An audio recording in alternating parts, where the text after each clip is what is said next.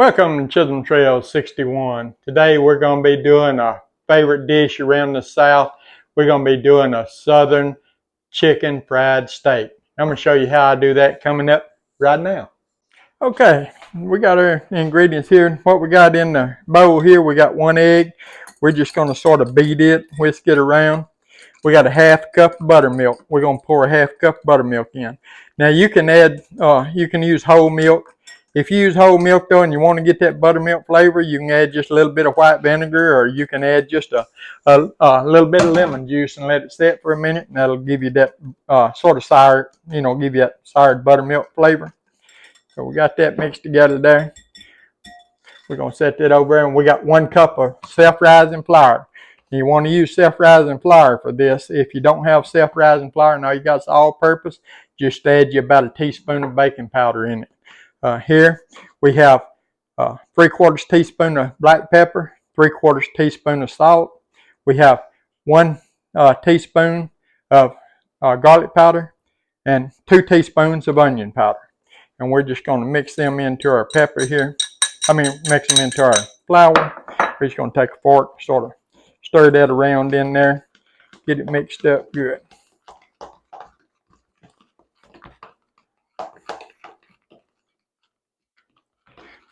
Yeah, chicken fried steak.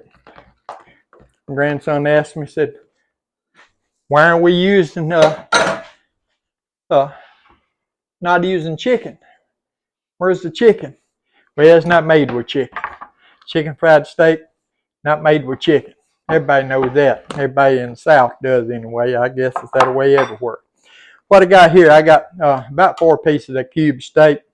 You can use breakfast steak or whatever. Now, if you use the cube steak, what you want to do is you want to tenderize your steak regardless of what piece of steak you're using.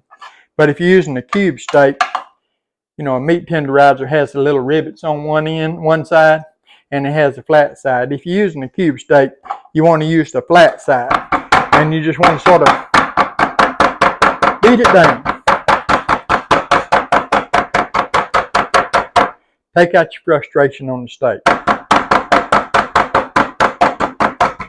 Just beat it down some, and then we're going to flip it over here. Try to straighten it out just a little bit there. I may have to take my hand and straighten out. I believe it's going to straighten out for me. So straighten out a little bit. We're going to hit the other side a couple of licks, just make it a little bit thinner. Now, what you can do is you can take and notice how they got bigger there. You can take and cut this if you want and make more pieces. So I think I'm going to take and just try to cut that right down through there. And I probably should have got me a fork to hold it. My fork, yeah, there it is. And then you can you got more pieces like that. So you can actually feed more people like that if you want to. And what you want to do is you want to just take and dip it in your flour there. Dip it in your flour real good. Get it good and floured everywhere. Covered good with your flour. You see how it's coated good with your flour. And then we're going to bring it over here. We're going to dip it in our egg and buttermilk mixture. Get it good and wet in our egg. I'm trying to hold it up there where y'all can see what's going on. Real good. Get it good and wet in your egg and buttermilk mixture. And then we're going to go right back into the flour with it. And what that's going to do, that's going to coat it really well. It'll get a good coat. See how good a coating it's getting on it there? Throw you some flour up on top of it. You want it coated good. And then what we're going to do, we're going to take and we're going to put it on a wire rack then.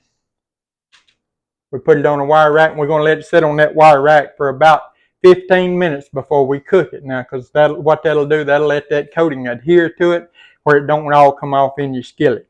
So we're going to go ahead and do this and let that set let our steak set for about 15 minutes. When we get ready to cook it, we'll bring you back. Okay, we let our steak, we got it all breaded up. You can see we cut it up and made several pieces out of just those 4 pieces. Typically a person eat a couple of pieces of this, so So, you know, you can feed quite a bit, pretty reasonable on this. And what you want to do, you want to get your grease good and hot, about 350 degrees. And you just want to lay it down in there. And you can see how it sort of sizzled around it. What we're going to do, we're just going to cook it until it gets brown on both sides. Now, you don't want to crowd your pan because you don't want your grease to cool too much. So you want to cook about 3 or 4 pieces at a time is about all you want to cook. I may have a little one in here that I can throw in there. Yeah. About 3 or 4 pieces at a time is all you want to cook. Now, the trick to keeping it warm, this is my a little trick here. Preheat your oven to like 325 degrees. And when you take it out of your skillet, put it on your pan and slide it in your oven. And as long as you don't have your oven above 350 degrees, it won't brown it, it won't burn it or anything. It'll just keep it good and hot for you. So until you get all of it cooked up. So we're going to let this cook for just like I said, we want to get it brown on both sides because the steaks are thin till it's going to, it'll cook up anyway. And the steak's going to cook before the breading because that's why you beat your steak out and get it thin so that it'll cook quick too. It don't take just 3 or 4 minutes. Like I said, you always let it set for about 10, 15 minutes, something like that after you get it breaded. And that allows that breading to adhere to your meat. So otherwise you just have a piece of ball meat there. You don't have no breading on it. But anyway, we're going to let this cook till it browns up, and we're going to flip it over, and we'll cook the other side. We'll bring you back whenever it's time to flip it over there. Okay, what you want to do whenever it starts to get brown on one side, you can see how it's brown there on that side. You just want to flip it over there. Just flip it over in your skillet. Like I said, we got our skillet set on medium heat, so you know it'll stay, you know, hot. You want this sizzle around. If your grease is not hot enough for it to sizzle around it, then you're not gonna, you know, you're just gonna have a greasy mess. That keeps it cooked out. And if you can see in some places there may be some grease coming up in between it, like in there. That's what you want to see, is your grease coming up in between your meat like it, because then you know your meat's getting cooked all the way through there. So we're going to let it brown on this side. It won't take just 2 or 3 minutes. And then what we're going to do, like I was saying, is, you know, we hadn't even started the rest of supper yet because we're cooking our steak first. But we're going to put our steak on we got a pan here with a wire rack and parchment paper under it. We're just going to put it on. You never want to put this on paper towels, because you put it on paper towels, the side laying down on your paper towels or in a plate, it's going to get soggy. If you take and put it on a wire rack, you can sort of layer it on a wire rack, and it's not going to hurt anything. Stick it in your oven. I got mine set at 325 degrees, and just let it set there while you cook the next batch. Take it out, add to it, put it back in. Then once you get all your steak cooked, then you can just leave it in while you finish cooking your rest of your supper. It can sit in there and it's not going to cook anymore. You know, it's not going to burn or anything like that. It'll be all right if you just leave it in there.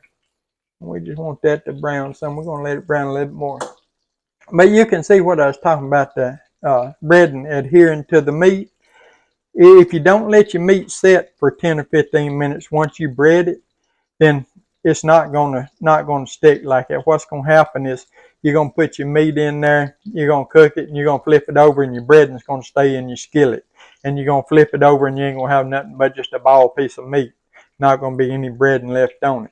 But if you bread your meat and then just let it sit 10, 15 minutes, whatever there, you know, and that'll give that breading time to adhere to the meat. And then it'll stay on, and you can cook it like that, and then brown it, and you can flip it, and the bread won't come off in your grease. Now, of course, we're gonna have, you know, a little bit of grease in that, but breading in that. But that's okay, because we're gonna use this same grease to make gravy, you know, for our chicken steak. We're gonna make a white gravy for our chicken steak. Now, we may or may not get that in the video. We'll see how that goes. You know, if we have a chance to get it in the video, but. Anyway, we're not going to waste this grease, and we're not going to throw anything out. You know, I don't like to waste anything. And you can see how this side here is brown now. See how it's brown in there? And if you need to, you can turn it over more than one time. It's not going to hurt a thing to flip it over more than one time. But you see how it's browned up there? That's what you want to see in chicken fried steak. And you can see even better how the grease is coming up through the meat there. It's sort of sizzling up through the meat. That lets us know that, you know, it's cooking that meat inside also. It's not just doing the outside. So, you know, we're going to take these off, and we're going to put them on a rack over here. Like I said, you never want to put this on paper towels, because if you do, your breading's going to get soft. It's going to get soggy where you lay it on the paper towel. So you don't want to do that. You want to put it on some type of rack. And what we'll do, we'll put this in the oven. We're going to finish cooking up that, and we're going to finish our rest of our steak, our chicken fried steak. We're going to finish up supper. Once we get everything ready, we'll take these back out of the oven, and then we'll come back and we'll cut into one and do a taste test. Okay, we got all of our chicken fried steak done, and you see out of those 4 pieces of a cube steak that we had, we got all this breaded chicken, all this chicken fried steak here. And so what we're going to do now, we're going to put this in the oven here, and then we're going to make up our gravy now. I poured some of our grease off our gravy. We had a lot more grease than what we needed, but we poured that off. And so what we're going to do now, I'm going to be using 2 cups of milk. So I'm going to need 4 tablespoons of flour. Typically, you want to do 1 tablespoon of grease. I got probably about 2 tablespoons of grease in there. You want to use, but if 1 tablespoon grease, 1 tablespoon of flour. But when your mixture, you want to mix 1 cup of liquid for 2 tablespoons of flour. So I'm going to do about 4 tablespoons here. I'm going to mix around, and if I have to add some of the grease back. Now this is some of the flour that we did with our we breaded our chicken fried steak with. And what we want to do, we just want to get this stirred around and mixed in. We want to let this get brown. And you see how quick it's browning there. We're just going to let it cook for about a minute. Let that cook for about a minute, and then we'll add our milk to it. And we're going to make us a gravy to go over our chicken fried steak there. And we're also going to use the gravy over our mashed potatoes we're going to have to go with it. I'm going to fix mashed potatoes to go with it. Want to get that brown. And when we make this gravy here, typically I tell you to add just a little bit at a time, and a little bit at a time, and a little bit at a time. But when you're doing this here gravy, you sort of want to add all of it at one time and then just let it cook down. So we're just going to add all of our milk. That's 2 cups of milk, 4 tablespoons of flour. And what you want to do, you just want to stir it and let it cook down until it gets to the consistency that you want. Just have your your heat on about medium low to medium, because that milk is cold. And so you can see it's got the little chunks of meat in it and stuff. But we just want to let it heat. As it heats up, it's going to thicken up. And whenever it gets to the consistency that we want, then we're going to take it off, and we'll be done with our gravy. But anyway, we're not going to make y'all sit here and watch this simmer all the way. We'll bring you back whenever it gets about to where we're going to take it off the stove here. Okay, so our gravy, you see how you can see the trail whenever you wipe through it there? Stir through it, that's the way you want your gravy. And we're just going to empty it out here in our pan. Didn't take just a couple minutes to make that gravy. Just didn't want y'all to have to sit here and sit through the whole thing. You know, sorry about covering it up, but I'm just as right-handed as I can be, so I got to use that hand. But anyway, that's all there is to making the gravy. And so we'll bring you back whenever we get the rest of the supper made and we get ready to do a taste test. Okay, we got our chicken fried steak ready. We got our rest of our supper finished here. We're going to cut into this chicken fried steak and we're going to do us a little taste test of it here. Let y'all know what it tastes like. Man, I can't wait to get into this. I know this is going to be good. Let's see. Yeah, just look at there. You can see the meat in there. I'll hold it up and give y'all a better look at it here in just a second. I want to get a little taste of it.